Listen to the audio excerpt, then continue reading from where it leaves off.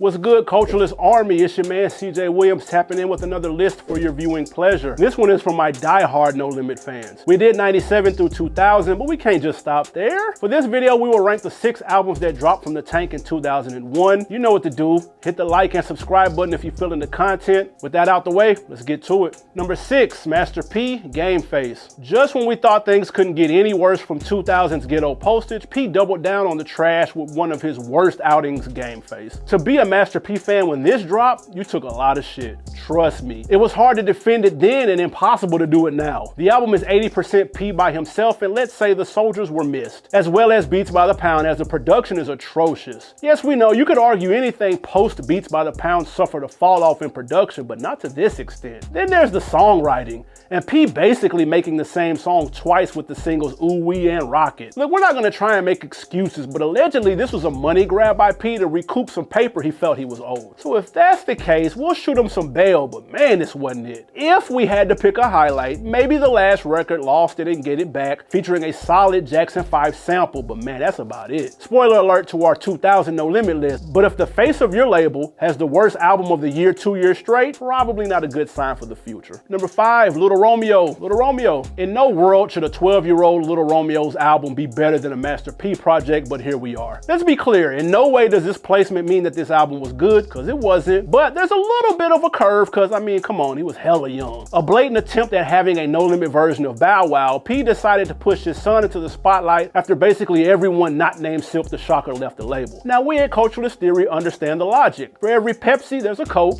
McDonald's, there's a Burger King. People copy off the competition all the time because in reality, there can be more than one. We just wish there was more refinement in the product, because when compared to the beats of the old dub, this wasn't even close. Bow Wow had a Hall of Fame writer in his corner in JD, and there was a noticeable talent discrepancy between the two. With that being said, P did have a young group on the label in Little Soldiers already, and there's some highlights on this project, as the lead single, My Baby, makes decent use of the Jackson 5's I Want You Back, and served as a good introduction to the world. When I Get Grown was another sample, this time a mod back in the day, that kind of works, and Somebody's in Love, where Romeo has a roll call of the girls in class he has a crush on, was cute, but the repetitive nature of the records gets old mad quick, making it very hard to sit through the 18-track effort. In the end, look, we get it. P felt the pressure of keeping the label together. He saw his adorable son and thought ching ching. We just wish they would have spent a little more time in rapper boot camp before dropping this forgettable debut. Number 4, Crazy, Breather Life. Before we can even get to the contents of this album, let's address the elephant in the room. If someone told you they heard a new rapper and he sounded just like Tupac, we feel like there's 2 ways you could take that. That could be a compliment, since who wouldn't want to be compared to one of the greatest rappers of all time? On the other hand, this could also be looked at as a major negative, because if you sound too much like him, then it comes off contrived and unoriginal. Unfortunately for Crazy and his only album on No Limit, the latter is the case, because even when you want to like a song, it's damn near impossible to look past the uncanny resemblance in the late great rapper. That's not to say he's doing this on purpose, as he sounds like Pac even when he's just talking. So fair or unfair, that's where we're at with it. With all that being said, the album has a handful of joints worth checking out, like Thugged Out and In the Club, both featuring Soulja Slim, as well as When I Make It Home and I Still with CMurder. The problem is the features are the best parts of these songs, as the voice is just too much to get over. A valiant effort from the New Orleans vet, but P should have known this was a questionable pickup, given the Colonel has been accused of biting Pac in the past. Number 3, CMurder CP3.com. There's some question of whether this is actually a No Limit album, as the label is listed as True Records and Priority, but it features No Limit artists, P included, as well as in-house producers, so we're gonna count it. Now for the music. Unfortunately, this was a regression from 2000's Trapped in Crime. Things start off halfway decently with serviceable joints Don't Make Me, Get Bucked, and Let Me See, before falling off a cliff shortly after. It doesn't take long for pointless skits, poor production, and uninspired bars to plague the project. Clocking in at 20 tracks, it was C's shortest album out of his first 3, and I couldn't imagine an extra 4 or 5 songs tacked on the back end. Once you get past Don't Matter at number 8, I can't recommend you checking anything else out, especially the female version of Down for My Ends, named Down for my bees. That was the last Mia X feature on the tank, and it sucks it was a wasted one. For all the CMurder fans out there, or those rediscovering the magic the tank had at one point, feel free to skip this one. Number 2,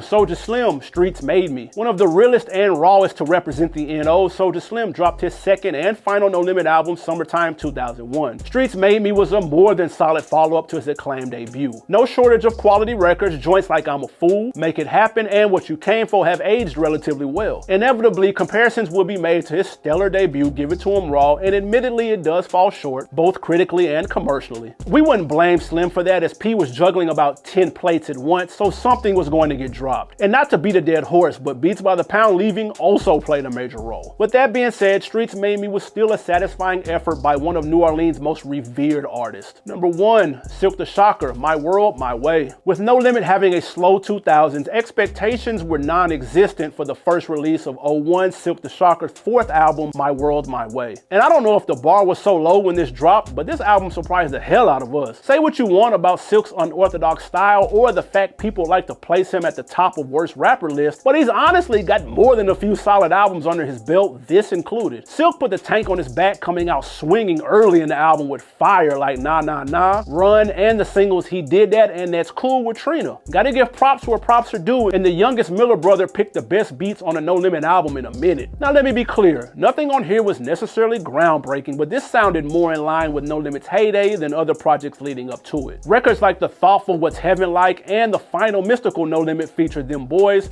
provided more than enough replay value. One of the biggest No Limit surprises, Silk hands down had the best No Limit album of 2001, and it's not even close. That closes our chapter on the yearly No Limit list. Nah, don't be sad, we got more tank-related content being cooked up, including top 10 albums, cover rankings, and the most anticipated albums that never released. Hit that subscribe button to stay tapped in. It's your man CJ Williams. Until the next time, I'm out.